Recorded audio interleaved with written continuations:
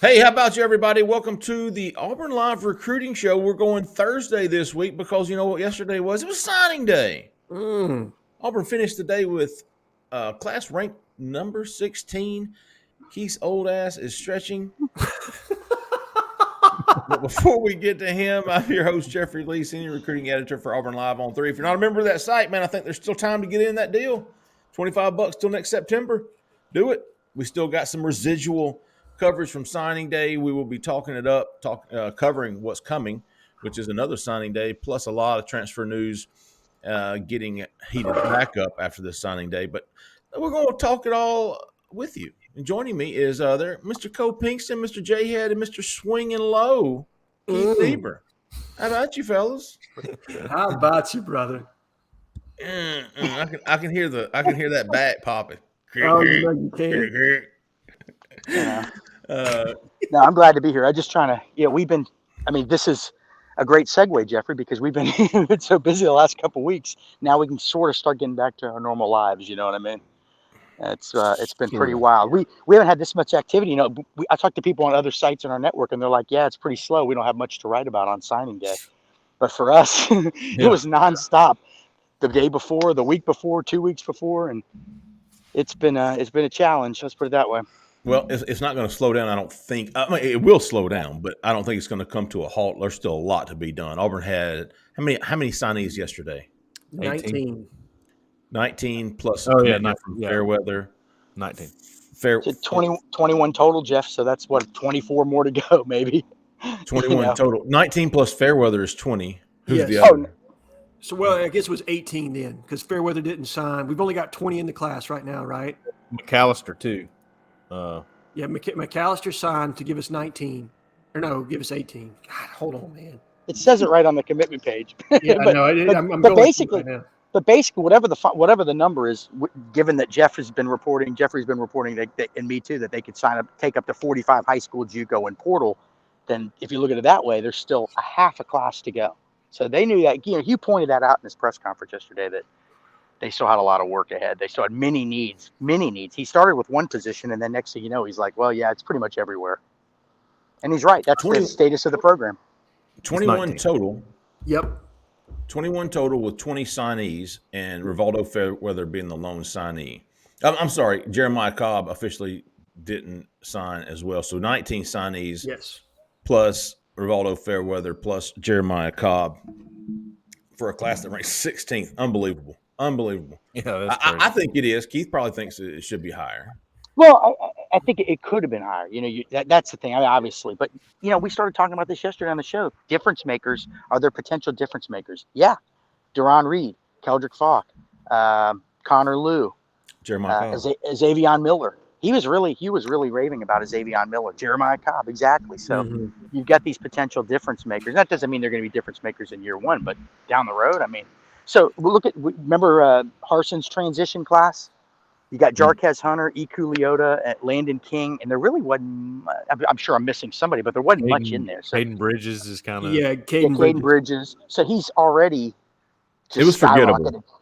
Very, very. They couldn't afford to have like a fourth bad class in a row, could they, guys? I mean, even with the portal, you can't dig yourself too deep a hole. No. I mean, and you're going to be flipping this roster for the next 2 years, if I'm being completely honest. I don't think. Yes. The reality of the situation is 45 is such a huge number to flip. I don't think they're going to be able to get that many kids. I just don't. I do think that they'll probably be able to get to about 35. I think that's doable with what's left in the portal that you can acquire that's quality talent. Because what you don't want to do is bring on guys unless they're one-year guys. Well, there you go. Then they're going to hurt you from a roster management standpoint. Well, you know, yeah, I could see some one-year guys coming in. The next way after spring practice, when guys realize, hey, I don't like my new coach. Let me look around. I got 1 year left. Let's, go out with a bang or, whatever. They still may need to bring in 2 portal QBs. They may need a guy like, what was it, Grant Loy. Grant Loy. They may need a guy like that too. I don't know, because we don't know. I mean, Holden Gerner may go through spring practice and say, this isn't for me. We don't know what I'm saying. There's so many unknowns, But I think one probably before spring practice, don't you think? Like one before, and then if you have somebody else leave, then potentially another one. Surely, yeah. He said he's talking to people, so I'm curious to see who. Well, more than did you anything, Go more than anything, the company you're with in that 16 spot, you look at the stars and you don't have, 10 or more 4 stars, but you're ahead of Michigan, who's in the college football playoff right now. You're one spot behind Texas A&M, who was number 1 last year in recruiting. I had a rough year, but I mean, still, it's good company you're in. This is company you weren't in when you were under Brian Harsin, in recruiting. Yeah, and I know what they're going to say. If you talk to somebody on Harsin's staff, they'd probably say, "Well, they took some guys. This current staff, they took some guys that we could have gotten too." And there's some truth to that. But Keldrick Falk, I don't think he was coming to Auburn if not for this change. Do you guys? No. I mean, Not a chance. He probably doesn't come back for another visit. Kay and Lee maybe, because Zach Etheridge, Auburn's secondary coach, had worked so hard on him, maybe. But don't you think Hugh kind of got him over the finish line on some of these? You know what I mean? Sure. There's an energy, there's an energy and enthusiasm. Apparently, I was told that, and you guys probably heard the same thing, that he really locked in on the parents at all these in-homes. I mean, he was like and by the way, that doesn't work on every kid, but that was his kind of mission there. And it wasn't all wins yesterday, but I think they got the guys that the two big wins they probably needed more than anybody, quite frankly. That was what I noticed the most from his press conference, Keith, that he was able to name pretty much everybody's parents without having to look at anything. He was just naming them. He was just rattling off the names of parents. I think he pronounced a few of them wrong. There was one of the recruits who pronounced his name. He said Wiley instead of Wilkie. Yes, Wilkie, yeah. And he also had an interesting quote. I don't know if you guys even watched it. I didn't watch it till today, to be honest with you. I was so tired. But one of them early on, he said, and Jeff, I think you'll like this. He said, "Yeah, I just want to thank the media. You guys did such a great job. Well, except for a couple things that got out that we didn't really want out." I thought that was pretty funny. Well, there's one way to not have things get out. Give us a little heads up, and we might be able to accommodate sometimes. But it was just funny. It's funny, but he's in tune. Both you guys have got to Jeffrey and Cole. I think you guys have got to meet him, right? Yep. I mean, he's like in tune with what we do.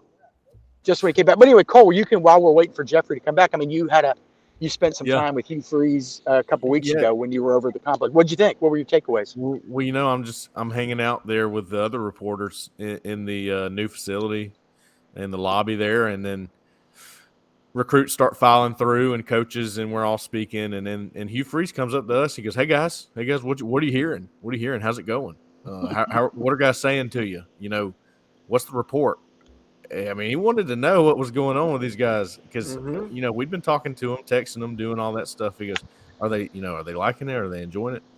I'm like, yeah, Coach. And I'm kind of like, oh, yeah, there's Coach Freeze just coming up to ask us about everything. That's cool. So I got a lawnmower guy moving behind me here. But, Cole, I was going to say, a lot of coaches, they don't ask what you're hearing because quite frankly, they got big egos, just like reporters have big egos. I don't need to know I know what the kid's telling me.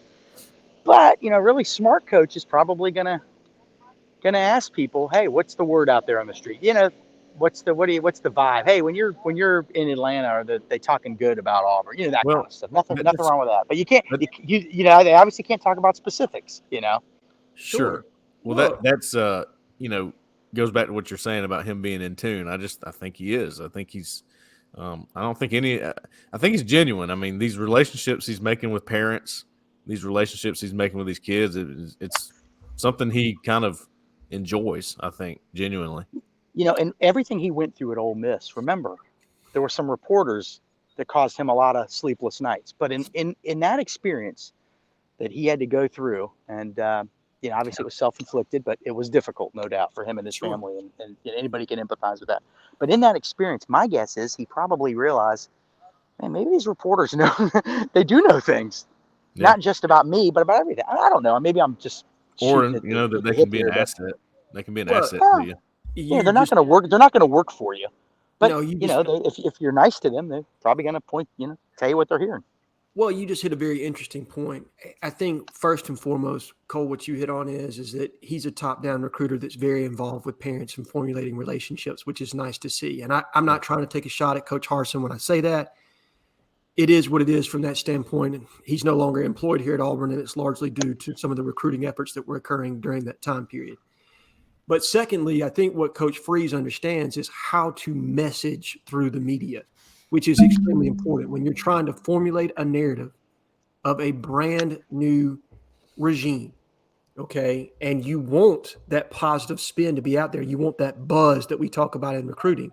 How do you do that? Well, you network through the media, making sure that the media has what they need to positively spin your program.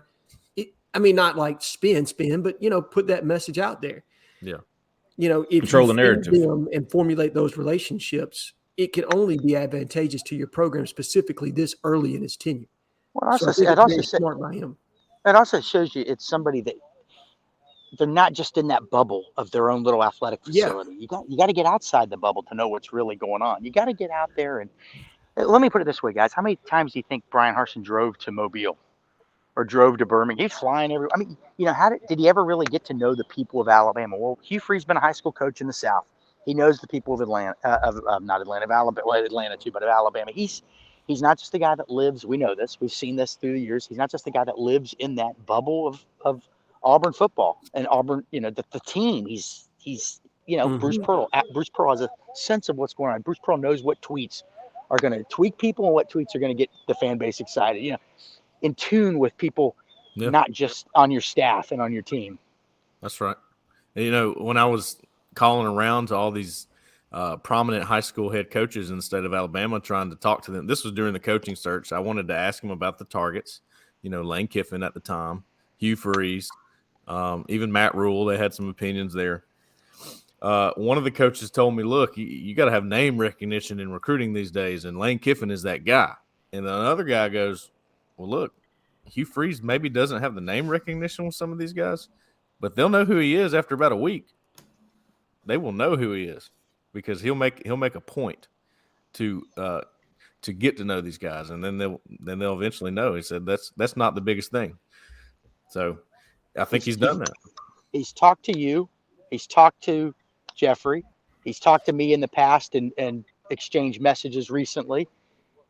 Did the last guy do that with either one of the three of us? It doesn't mean we have all the answers. It just means this guy's looking beyond what's right in front of him. You know what I mean? Well, he was trying to meet with Justin, but yeah, that's true. Trying to meet with Justin and then was let go just a few minutes later. Yeah. Jeffrey, take back control of this show, man. Yes, Jeffrey, what is going on, man? I leave for like 2 minutes. Oh, come on. All right, let's talk about the guys that they did sign. We'll go with some 5 impact players. Yeah. 5 impact players. Cole, I know you did some superlatives. You kick us off, man. Who were some of the guys that jumped out at you? Some of the signees that you're going to be expecting big things from, and sooner than later. We won't have to say true freshmen or whatever, but sooner than later, man. You think before their times are up at Auburn that they've made some big noise, kind of like Keith's fat ass swing. Well, I'm going to start back with the same guy I keep saying over and over and over, and that is Deron Reed. Yes. I mean, gosh, that guy. He's a game changer. I think he's a game changer early. I think he's a guy that can just come in and create chaos. That's something that Auburn's defensive line didn't do last year. I don't care if it's pass rush or against the run. You got to create chaos. Look at Liberty's defensive line. I don't know if you watched them the other day. They lost the game. They were still disruptive and had a chance and led the nation in tackles for loss. I mean, that's what you're hoping Jeremy Garrett brings. And to me, Deron Reed is that guy. He's the guy that can cause that. And other than him, I was surprised that Hugh Freeze was really he seemed to be high on Quintrell Travis. I like Quintrell Travis, don't get me wrong, but I have some critiques of him. I think that it's going to take a minute for him to get adapted to the SEC as an interior defensive lineman. I think he needs a little bit more raw power. I know he's athletic, but Hugh Freeze was really excited about him and thought his highlights were, excellent. So they have a plan. Didn't he say that? Not to interrupt, but didn't he say that the kid he moved incredibly well? Like they weren't. Yeah. Yeah. Okay. And he does. He does. You can see that on film, no doubt. It's just my worry is if he's on the interior defensive line, is he getting pushed around? Because you can be really athletic and still get pushed around. Okay. And that's what I worry about with Keldrick Falk too. Early on, he's got to learn how to win with leverage. He's a tall guy, big guy. I mean, the best frame you could create him in a lab, and it wouldn't be that good. Athletic, but does he get pushed around early on? You can't get pushed around the SEC. You'll lose. You'll get run all over. I'm still concerned about that. To me, Deron Reed is the guy that's not going to get pushed around. That's what I'm saying. Okay, fair enough. Jhead, you got a couple? Absolutely. I put up a top 5 impact player list of guys that I expect to not necessarily from day one, but to be impact players at Auburn during the course of their tenure. And number 1 of those was Deron Reed, 100%. I agree with you, Cole. Interior pass rush is such a huge deal. Creating negative plays, pushing the pocket, affecting quarterbacks from the interior. That's such an underrated skill set, and Deron Reed does that in spades. The next person was Keldrick Falk. I think he's raw right now, but he is an elite athlete at the line of scrimmage. You just don't see people that are that big, that long, that quick, that have the ability to collapse the pocket from the outside the way he does. But from a technical standpoint, he's going to need some work. Third on that list was Connor Lew. I absolutely love that kid. I think he's going to be a multi-year starter in the SEC before it's all said and done. He's just a nasty physical presence up front and a guy that can be a leader for you that we desperately need. I mean, I think the last effective center that we probably had, Casey Dunn from Jack State, I would say is probably the last truly effective center we had.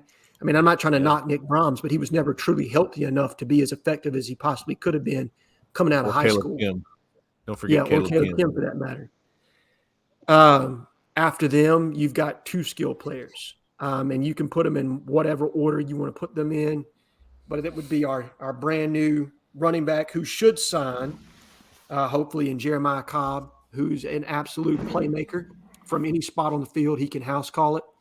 And you need explosive plays in this offense to be successful. And then last but not least, Kayan Lee, who's a very tough and physical boundary corner in my position, in my opinion, gives you some positional flexibility, and somebody that can slide inside and play nickel, can also play on the outside. But he's got a winner's mentality and an alpha dog type mentality that you've got to have as a skill set as a corner in this league. So those are the 5 guys to me that stick out that are non-transfers. I mean, I think transfers are where you're going to make your mark as far as immediate impact, but those are the guys to me that you can build this class off of as far as that's concerned. Keith, you got 3 or 4 favorites? Yeah, I'll go quickly. Jeremiah Cobb is my number 1. Just looking at what Hugh did at Ole Miss with running backs, he likes guys that can catch and run and, all that stuff. So I just feel like Jeremiah Cobb's going to be perfect for what they do. Now, year 1 limited, year 2 a lot more, year 3 Kerryon Johnson type jump in year 3. And if all goes as planned. Number 2, Keldrick Falk, because the edge position, you just look back at Gus's years and then Harson's years. The 2 years that were really good, 2013, they had D Ford. And then 2017, they had Jeffrey Holland. In between, they had Carl Lawson, who was always hurt, right? Poor guy was always hurt. Yeah. But those were their 2 best years, and they had a dominant pass rusher both years. All the other years, couldn't get off the field on third down in a lot of important times, right? Yeah. 2014, if they have any pass rush at all, they win in Tuscaloosa, right? So Keldrick Falk 2, Deron Reed 3, Xavier Miller 4, and because Miller, even if he doesn't start, he's going to be in your 2 deep, and so now you've got Jeremiah Wright. You're starting to put together the pieces of having a 7, 8, 9 decent offensive lineman now. Okay, and Tate Johnson's he's coming off an injury, and he was okay last year, but he's going to get better too. So that's a guy that's at least played in games, and so there's some pieces to work with here. But Xavier Miller 4 for me, and then Connor Lew would be the 5th one. Yeah. Yep. I actually have 9. Oh wow! He wanted to cut me to 3 or 4, but he's got 9. Okay. Yeah. All right. I'm listening. I started with 3 or 4, and I was like, well, shit, man, I'm gonna add him. Okay, pretty. I mean, Keldrick Falk, Deron Reed, Connor Lew, Sylvester Smith. I like Sylvester Smith. Yeah. I like Fairweather to get in, and I like him to be immediate impact big dog for Auburn. Jeremiah Cobb, Kayan Lee, Xavier Miller, Ben Scott. I really like him. Oh, He hasn't signed yet, has he? No, we'll cut that part. No, Did I'm you just just say kidding. yet? He hasn't signed yet. Tyler Scott. I like him too. There's He a lot. I hasn't mean, signed yet. that's. Oh, he hasn't. No. Cut that too. I like all those guys too. Yeah. Good That'd be- secondary class again. I mean, that's and listen, that's not a knock on the other guys. Like, I just don't think Clay Whedon will be a contributor till year 3. 100%. Him or Tyler. Tyler Johnson, absolutely. Yeah. Guys, you can make an argument that Auburn's becoming like one of the best 6 or 7 defensive back schools in the country. Oh, 100%. 2 guys Hey, starting for the Bucks. Are we McCreary, are we undervaluing Colton Hood? A little. I think so, because I think he could be a starter at field corner. Well, hey, I guess what award he won in my pink chips this morning? Most unassuming. Cal chips. It's like blue chips, pink chips. You see how it goes. We got it. Oh no, I missed that. I needed that. I explained it in there because I knew people would, but he wins most unassuming to me because you look at him and you go, well, he's probably pretty good, and then you watch him on the field, you go, whoa, okay, Yeah, he's athletic, Cole, for sure. he is. Do He's we, got some confidence about him too. I know we talked about some of the misses yesterday on the signing day show. Mm-hmm. For anybody who missed that show, Auburn did miss out on a few. Mm-hmm. Braden Marshall stuck with UCF. Isaiah Jotto went to Colorado. Tony Mitchell stuck with Alabama. Hell, even I wouldn't call this a miss, but Deion Wilson signed with New Mexico State. And again, that was I don't know how you. Let's not forget Kejuan Jenkins. Yeah. But so a lot of those to me are explainable in that Braden Marshall was a miss. There's no question about it. We can't characterize it as anything other than that. But when you look at the DB class we brought in, it doesn't really hurt to me, specifically if you land Tyler Scott. There's so many movable pieces there that I think you're doing fine from a secondary standpoint. Oh yeah, 100%. To me, probably because of what it would have signified as a shot across the bow to Alabama, the Tony Mitchell decision to stay with Alabama probably is the biggest loss. And then from a pure need standpoint, and this was lost well long ago, but DJ Chester. I think not being able to flip him because of the value that he brings to that offensive line room and raising the floor. I think those are probably your 2 realistic biggest misses in this class.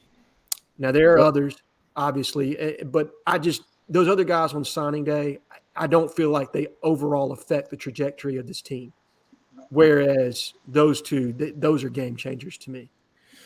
Missing Chester, that's a big one. That is a big one. But when we were thinking Chester was a must get in this class, we really didn't know who Xavier Miller was.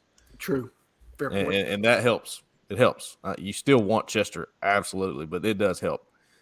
We always say that you lose guys when you get a new staff, but then new names come into the fold. Obviously, so Hank Brown, who the quarterback Hugh Freeze is super high on. And Xavier Miller. Obviously, Jeffrey had written about Xavier Miller a while back. They'd been working on him before this.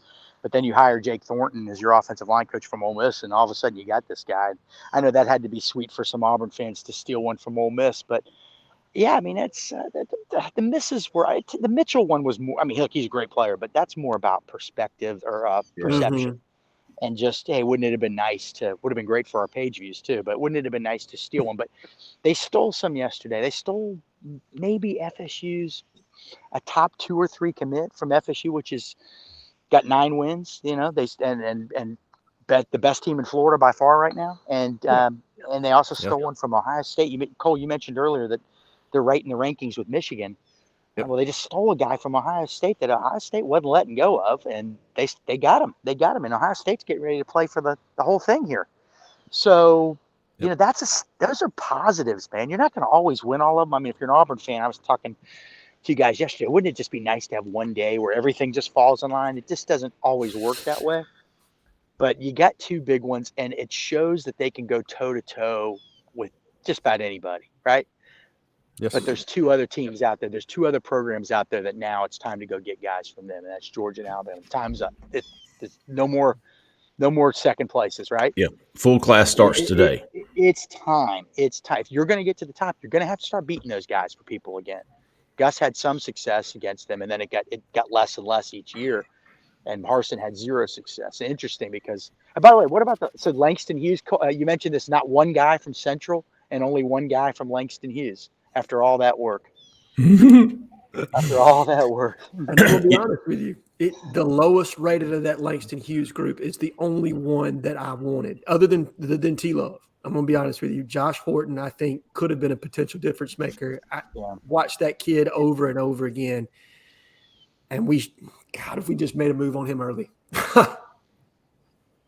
I think that's somebody that could have added a lot of value to this class. It's like if he hadn't flipped from North Carolina to Miami before Freeze got there, maybe they get in with him more, but he did, and he was locked in with Miami right after that. So it was two really good defensive linemen, a few really good offensive linemen, and if you can fill in the blanks in the portal, you can put together, building the program and building the team at the same time. I mean, if they get this quarterback thing figured out, I'm pretty optimistic about it. 8 wins or more next year, to be honest with you. Already, even with all the holes they still have, just seeing the direction they're moving in. People are almost ready to jump for joy about where Auburn ended up with this, but the quarterback thing keeps you down right now. Yeah. Yep. If you had one of those two guys in the class right now, the attitude amongst the fan base, the concern level of the fan base would be a lot lower. Keith, going back to Tony Mitchell, I think the reason that one stung is because it was so Auburn for so long. Hell, up until midnight of the night before, I think Auburn felt good about where they stood with Tony Mitchell. Mm-hmm. The official visit that he didn't want out there. That one, man, you just got to tip your cap to Alabama, dude. They know how to do this. Yeah, they really do, Jeffrey.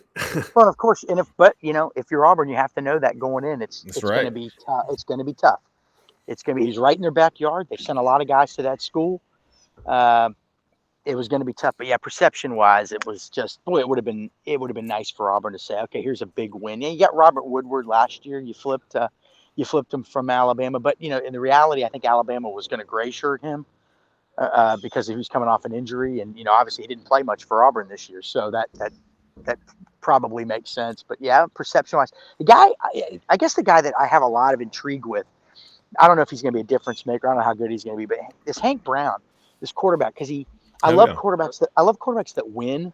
So, the school I went to, I looked it up one time. All the guys that won SEC titles had won state titles too. If you were a quarterback and if you won an SEC title at the University of Florida, turns out you'd also won a state title. Every single one, all 8 of them, and Auburn. And so Cam Newton didn't win in football, but he won one. Didn't he win something in basketball? In other words, guys that are used to winning and elevating the teams that they play on. So Hank Brown's team wins a state title, right? And Hugh Freeze says, "Hey, this guy can make all the throws."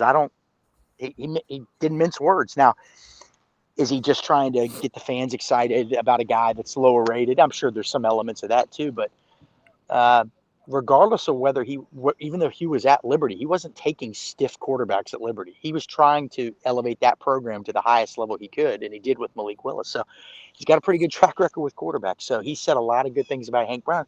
I hope that kid does well. I do, and it's because he didn't have a lot of people after him, and maybe Hugh is. There are just some guys that have this innate ability. I don't like to always say, how many diamonds in the rough can there be in a class, 2 or 3, but Hugh's track record is pretty doggone good with quarterbacks.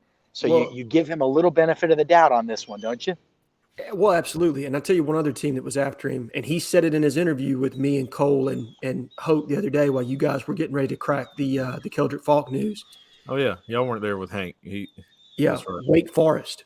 And Dave Clawson has a big track record with undervalued quarterbacks as far as that's concerned. I think Sam Hartman has been a record setter in the ACC, and he was a guy that nobody wanted. I mean, absolutely nobody. By the way, speaking of Hartman, I've been out of pocket this morning. Is he in the portal? Because there's chatter that if he isn't, he's going to be soon. I haven't seen his name, Jeffrey. Have you? He'd be a hot commodity, wouldn't he? Yeah. Yes, he would be. Yes, he would be. Interesting. I think that'd be. Now, again, I don't know. That's just chatter I've seen on message boards. I think it's been out there a while that people thought he might look around. And we'll see.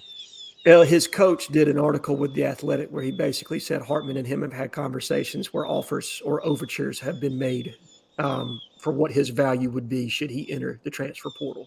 So I don't think he's done it just yet, but I think there is a large assumption that if that kid wants to jump in, he's going to get a hell of a payday. That's for sure. Of course, even if Wake Forest could match, he's been there like 5-6 years already. He may just be like, maybe I just want to try it somewhere else. But anyway, that's off the topic. But again, if he enters the portal, I think he's somebody to watch for Auburn. I really do. Sure. Right. But back to Hank Brown. After that interview with him, I went back and watched his tape again. And Cole, I would love to get your and Jeffrey's opinion here.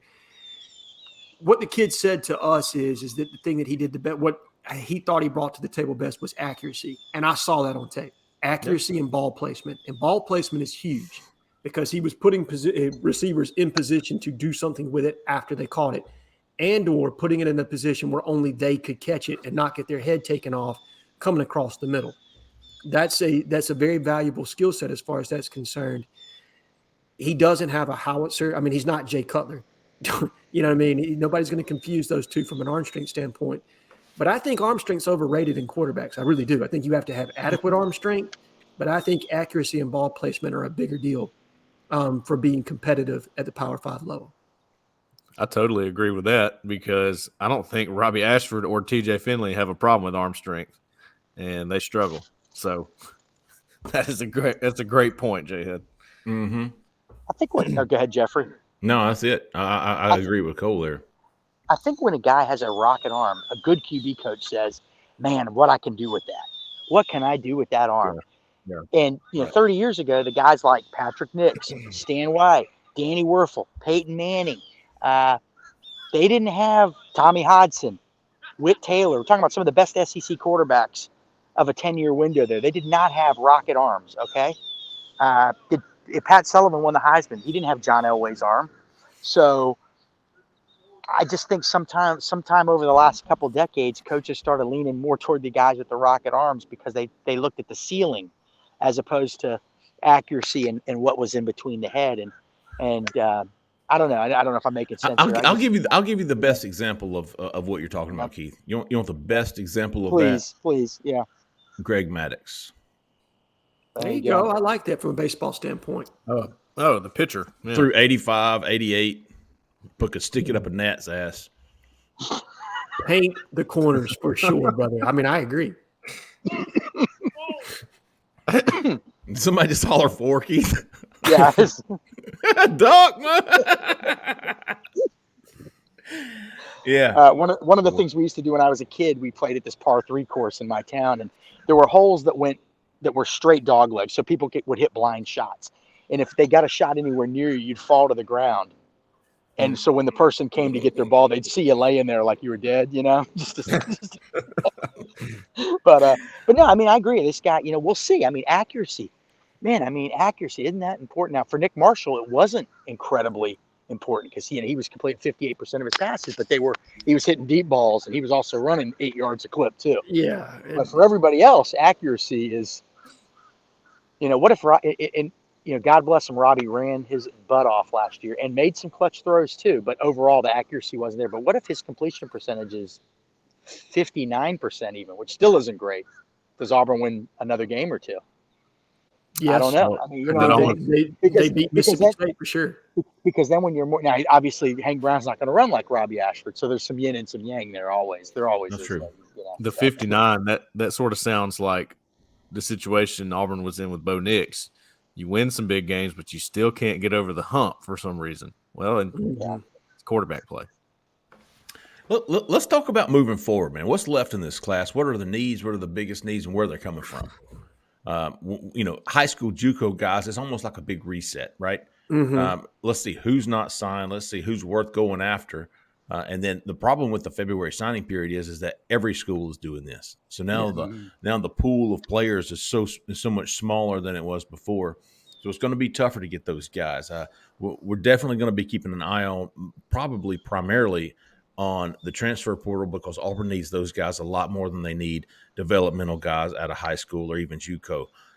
We know left tackle, we know quarterback. Those two positions, in my opinion, are 1 and 2, and you could probably make an argument, chicken before the egg here. We saw Ra Thomas probably headed elsewhere because he's not crazy about the quarterback situation at Auburn. There's nobody there really that he has a lot of confidence in to boost his career. We'll see what happens. Who knows? He may end up at Auburn, but as of right now, I don't think Keith, you haven't heard anything new on him. Nah, nothing new. And we're not. The funny thing is, this is one we're hearing less from the Auburn side than the other side. I think Georgia's got real confidence. We'll see. Yeah, I agree. Of course, look again. FSU had real confidence in Keldrick Fox Sunday morning at 10 a.m. Right? So I think we learned not to count Hugh out in any situation. So Sure. We'll see. But left tackle to me is, I don't care who your quarterback is. If you don't have a left tackle, the quarterback's not going to be able to reach his ceiling at Auburn. Dylan Wade being that number one guy, that's my opinion. He started at Tulsa, all 12 games last season with Philip Montgomery. Philip Montgomery now at Auburn, but I think his name is Zach Hansen. Yes, Zach Hansen, the tight end coach, I think, at USC. Coached, so him and Philip Montgomery recruited Dylan Wade to Tulsa back in 2019. Zach Hansen was the offensive line coach at Tulsa from 20 to 21. He's been the USC coach, tight ends coach the past year. So there's a long-standing relationship with Hansen at USC. There's a long-standing relationship with Montgomery here at Auburn. So, last night, I don't know if y'all saw this, but he tweeted out, the deuces. Not sure what to make of that. Yeah. And I tell you what, if you don't land Dylan Wade, getting Amari Kite is that much more important now all of a sudden, because he's been the backup at Alabama for the last 2 years at left tackle. He's somebody that can give you snaps right away at left tackle. You've got to land one or two of those. And obviously, my preference at this point, given the game experience and familiarity with the system, would be Dylan Wade. And the offer list. I think it's Auburn versus SC for Dylan Wade. It's Auburn versus Maryland for Amari Kite. That's my understanding of the situation, and you got to get one of those two, if not both. Yep. When the portal kind of started ramping up early on, it was kind of like guys wanted to get back closer to home, right? That was kind of a big theme, it felt like. Is that still a thing, you think? Or is that sort of fading? So I think the biggest thing is with transfer recruiting, largely high school recruiting is emotional, right? Like there's a lot of like building a relationship with the kid and, making them feel special and all that other stuff that goes into high school recruiting. With transfer recruiting, it boils down to like three things. A relationship. Do you know the kid? Do you have an in with them? 2, playing time and development. Yeah. Do you have it? Can you do it? And last but not least, proximity to home sometimes. And 4th, and probably for the big time guys, NIL, baby. Yeah. You know what I mean? Yeah. Money. Well, Now, Dylan Wade's from Texas, Houston. Yep. I was looking at that. He's right, pretty much. I mean, I don't know if California's closer. It's about right in between. Yeah. Well, look who USC's got at quarterback, and Right. they're probably thinking, hey, if they can beef up the defense at all next year, they're going to be in the playoff, and they're probably right. And Yep. they're selling that kid. That's a battle. Yeah, that makes it interesting. Oh, let me see this drive. And, USC probably has NIL money. Now, I'm not saying I'm not sure everybody else in the Pac-12 has as much as them. Oregon, obviously, but having spent a lot of time out there, USC is, for a big city like that, those guys are sort of celebrities. The big players on their team. It's kind of an interesting dynamic. The USC fans are diehard. I will say that. I think we were talking about Dylan Wade and Amari Kite having to land one of those two on the offensive line. That being the biggest need. I think offensive line right now is your biggest need. So you need a left tackle, you need a center, you need a quarterback, another edge defender in this class,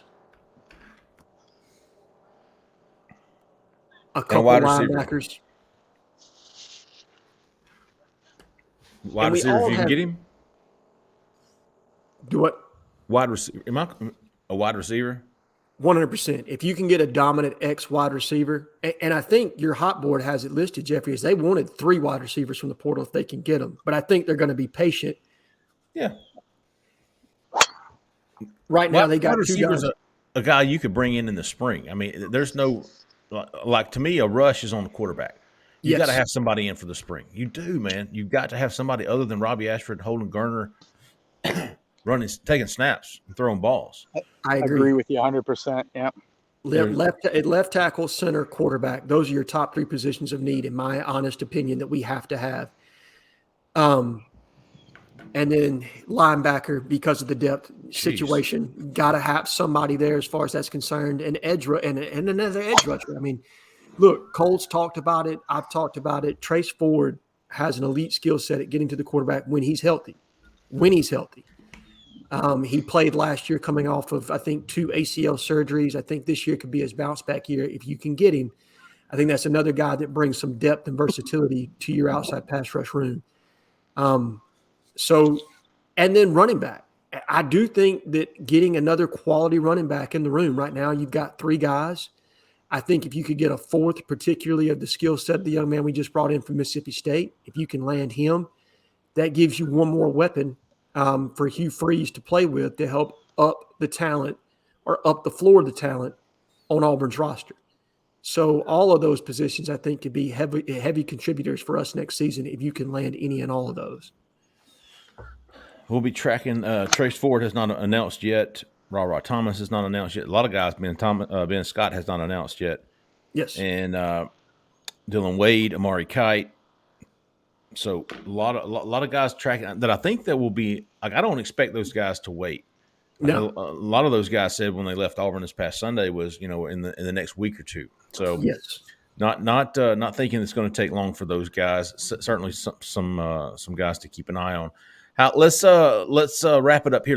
Anybody got any how about yous this week? Yeah, let me find mine. Oh, because I got a really good shout out the other day, and I want to make sure this person gets their due.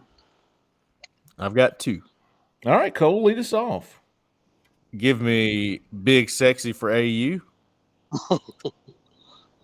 and Gump Tiger. Okay. Oh, Gump. Yep. Okay. Jhead, do you need some more time? No, I got it right now. So Grimace. And in the thread about the Tennessee whiskey ad or the Tennessee ad, yeah, it said, "Is it true that Jhead gets 100% of the ad revenue for this campaign and refuses to suspend the ad?" Well done, Grimace. No, I don't get any of the revenue. I wish, but I don't. And I'm sure Jay Lee and Keith and Cole are working on getting that taken down. Oh my God, for about 2 weeks now. Keith Jorts. I mean, I just think that guy kind of speaks for all of us. You know what I mean? You think? That's it. That's all I got. Jeff, I know you got about 20 of them. No, I've got Tiger Simp 12. How about you to him? How about you to Jay Lee's bald ass head? How about, hey, Keith, you'll like this one. How about at Fat Blaster? God. Where do they come up with this shit, man? Here's your better one, man. This is old school. At Wardam 97, at Jayville Auburn AU Tiger, at AUMD 9392, at Wardam 23. How about you to Scootin' Newton? Mm-hmm. How about you to Johnny Knox 07? How about you to PEJ _ WDE 94? He's been and good. How about you to Obliterati with a 3 as an E? I don't know if y'all saw this, but he had I guess they're called memes. Mm-hmm. And it was it was us 3 in underwear. and thankfully he put me in the middle because he had that guy had the bigger Speedo. Well, let's leave it at that. I can't even look at myself in the mirror, let alone God. Oh man. All right. We're gonna wrap it up there, man. We're gonna take off the next 2 weeks for the holiday season. We're gonna be back January 8th with the call-in show. I think the 8th is a Sunday. We'll be back with Sunday with a call-in show. We're obviously not gonna be taking off completely. We'll be providing all the recruiting content at Auburn Live on 3. Go check us out. And if you haven't already, please like and subscribe to our YouTube channel. We would absolutely appreciate that. Other than that, man, we hope everybody has a Merry Christmas, Happy New Year. We'll see you back in January. For Cole, for Jhead, for Keith, and for Zach in the back. I'm Jeffrey Lee, man. Y'all stay out of that left lane. See ya.